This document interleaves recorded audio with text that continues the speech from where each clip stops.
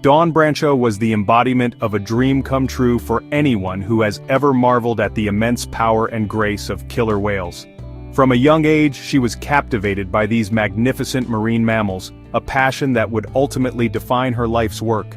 Her journey to becoming one of SeaWorld's most senior and respected trainers was a testament to her dedication and unwavering commitment.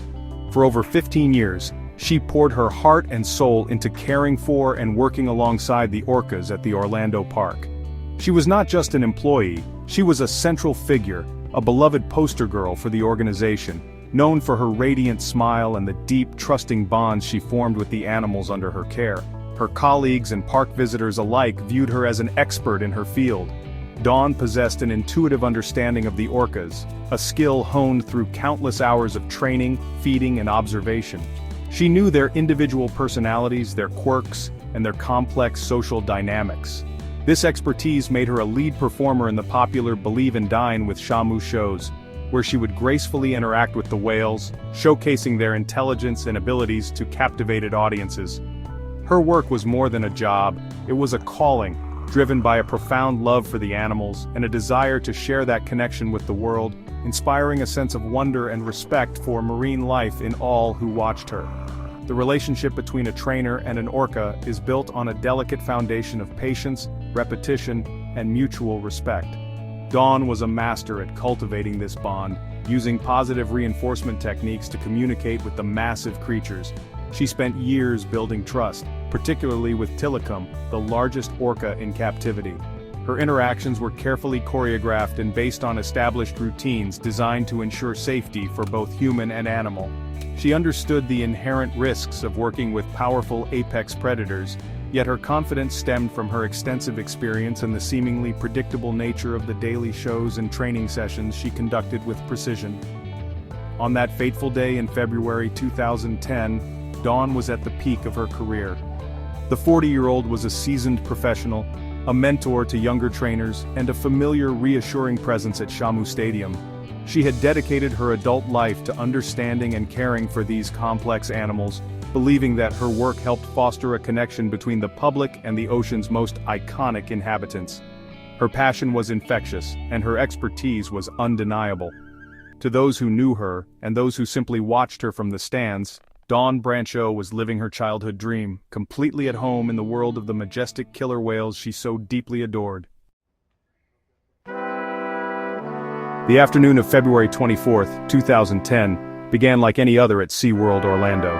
The Dine with Shamu show was underway, an intimate experience where guests could eat a meal while watching trainers interact with the orcas from a poolside platform. Dawn Brancheau was working with Tilikum, the park's massive 12,000-pound male orca. She was on a shallow ledge at the edge of the main pool, performing a relationship session after the main show had concluded. This was a routine part of her day, a series of familiar interactions meant to reinforce the bond between trainer and whale. In front of a small audience finishing their lunch, the scene was initially one of serene beauty and practiced harmony. Suddenly, in a horrifying turn of events that no one saw coming, the routine was shattered. Accounts from witnesses and official reports differ on the precise detail of what triggered the attack. SeaWorld initially claimed Tilikum grabbed Dawn by her long ponytail and pulled her into the water. However, some witnesses later testified that the orca lunged and grabbed her by the arm or shoulder. Regardless of the exact mechanism, the outcome was swift and devastating.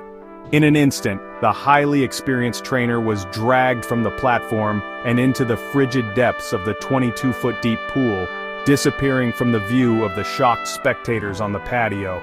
Panic erupted among the park staff as alarms blared.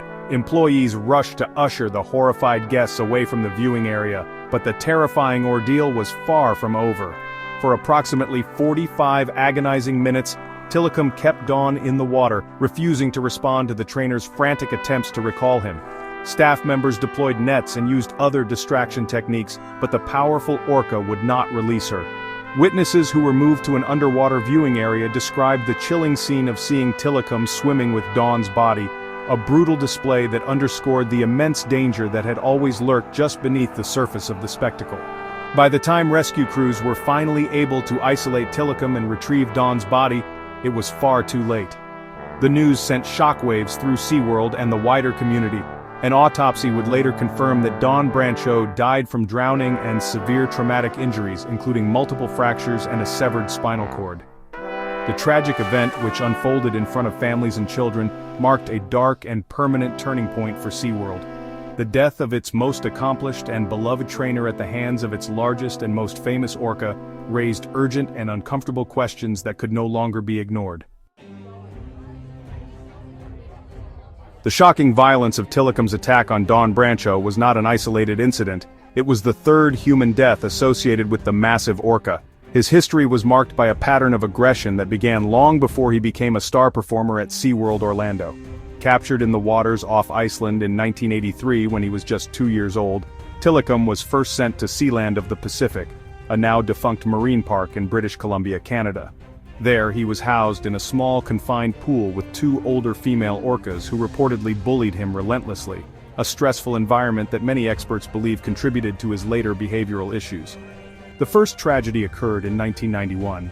Kelty Byrne, a 21-year-old marine biology student and part-time trainer at Sealand, slipped and fell into the pool containing Tilikum and the 2 other orcas. The whales prevented her from reaching the side of the pool, repeatedly pulling her underwater until she drowned. Following the incident, Sealand of the Pacific closed its doors for good, and Tilikum was sold to SeaWorld Orlando in 1992.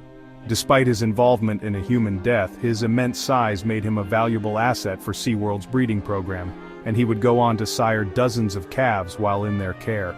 A second death occurred at SeaWorld Orlando in 1999 under bizarre and disturbing circumstances.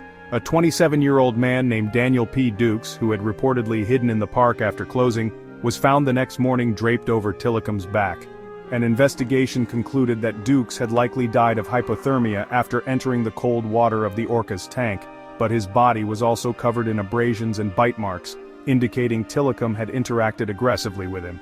Because Dukes was an unauthorized trespasser, the incident was largely dismissed as a consequence of his own poor judgment, and Tilikum continued to perform in shows. Tilikum's history paints a complex and tragic picture. He was a wild animal subjected to the immense stress of captivity, a life drastically different from the vast open ocean where orcas swim for miles every day. The combination of his traumatic capture, confinement in inadequate facilities, and stressful social dynamics with other captive whales created a powerful and unpredictable animal. While SeaWorld presented him as the gentle giant Shamu, his past behavior was a clear warning sign. The death of Dawn Brancheau was the terrible culmination of a long and troubled history, forcing the world to finally confront the dangerous reality of keeping such intelligent and powerful predators in captivity.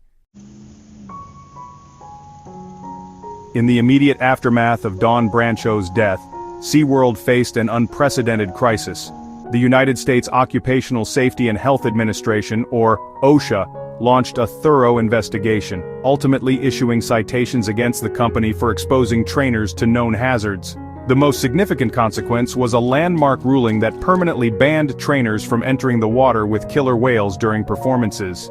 This decision fundamentally altered the nature of SeaWorld's iconic Shamu shows, ending the era of trainers riding on the backs of orcas or swimming alongside them. The focus shifted to interactions from the pool side, with reinforced safety barriers and protocols put in place to prevent another tragedy. The incident's impact extended far beyond regulatory changes. In 2013, the documentary film was released, with Dawn's death serving as its emotional centerpiece. The film critically examined the psychological toll of captivity on orcas, using Tilikum's life story to argue that such conditions breed frustration and aggression, reached a massive audience and ignited a firestorm of public outrage. It galvanized the animal rights movement, led to celebrity boycotts, and caused a dramatic decline in SeaWorld's attendance and stock price.